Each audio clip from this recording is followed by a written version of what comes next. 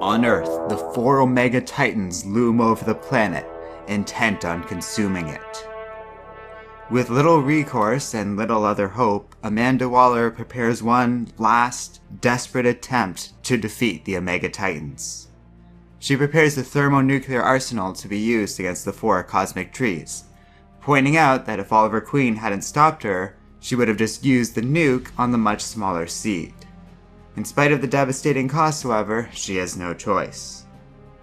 Until, that is, the Justice League reappears. Together with some Green Lanterns who arrived when Oliver Queen called out for their help, the heroes set out across the world in the 4 Brainiac teams in an attempt to destroy devices left behind by Brainiac to speed up the destruction of Earth. Even doing so is not enough to stop the Omega Titans, who deem that entropy is the strongest force currently on Earth. In response, the heroes devise one last plan to save this planet. The Flash quickly takes the seed originally used on Kolu and brings it to 4 leaders from each of the 4 teams. Wonder Woman empowers the seed with wonder. Lex Luthor empowers the seed with entropy. The Martian Manhunter empowers it with mystery. And Cyborg gives it wisdom. With their energies combined, this seed now has enough power to get the Omega Titans' attention. And so, Hal Jordan and Oliver Queen team up to launch an arrow at the Entropy Titan.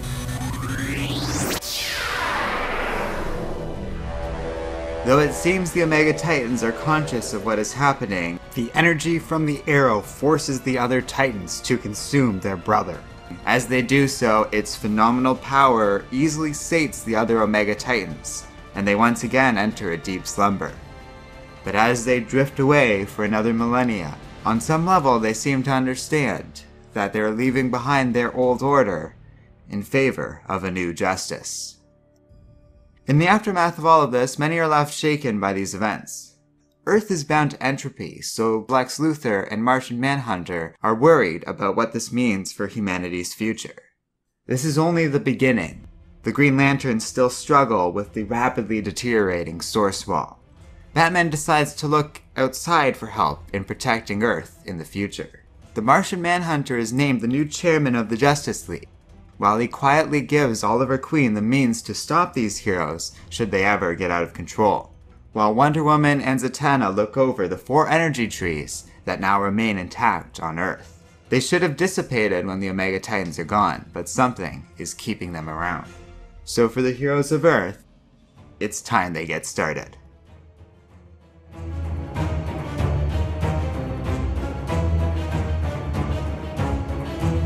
Hello and welcome to Comic Island. My name is Arden and this is my recap and review of No Justice number 4. So No Justice ends with this giant issue of a comic. It's a real way to kick off Snyder coming on to the Justice League. There's new characters, new stories, and a whole bunch of new plot threads being dangled at the end of this. We knew that's what the whole point of this story was going in, yet I really didn't quite expect how much of that we were going to get in this story. Between a whole new sector's worth of planets emerging from the destruction of Kolu, to new threats also appearing, there's a lot to handle going on here, and in some ways it's almost too much. I knew it was going to be a rushed ending, but I didn't quite expect it to be this rushed, or for there to be so little in terms of the 4 teams doing stuff and that sort of thing. In some ways that is a pretty strong criticism, but I should make it clear, I really did like this comic. It ended very strong and left me quite moved. The artwork was really phenomenal, and there's a lot that I really loved about issue 4 in spite of maybe it not having everything I quite wanted.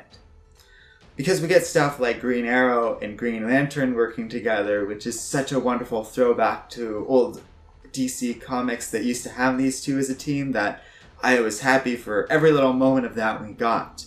We once again, and this pretty much happened in all 4 issues, got a cool moment between Martian Manhunter and Lex Luthor.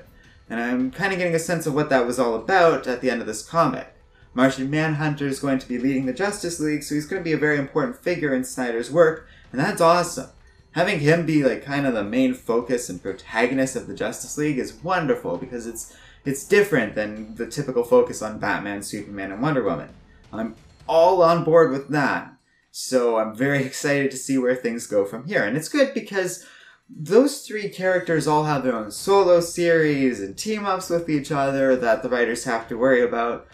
Martian Manhunter can be focused on the Justice League and be the real center of this comic. That's something that Justice League really needed, actually. It had all of its heroes having their own solo series, so it was hard to have that team story be the main thrust of things. And as a result, a lot of Justice League comics up until now felt like filler.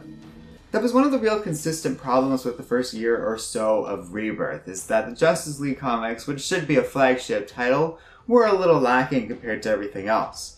Now I and many others accepted that everything else was so good that for Justice League to be a little lacking is a pretty fair trade, to say the least. But now they're improving that, and honestly, Snyder's so fun with this bigger narrative stuff with all these superheroes that him in charge of the Justice League business feels great. It feels like a very solid choice overall and something I'm looking forward to seeing in action. Other than that, there's not too much else to say. Next week, Justice League #1 comes out, and I'll be curious to see where all of that goes. But until then, stay tuned for other videos and that sort of thing, because we'll cover it all here on Comic Island, as always. So let me know what you guys think in the comments section below, and don't forget to like, subscribe, and keep reading comics.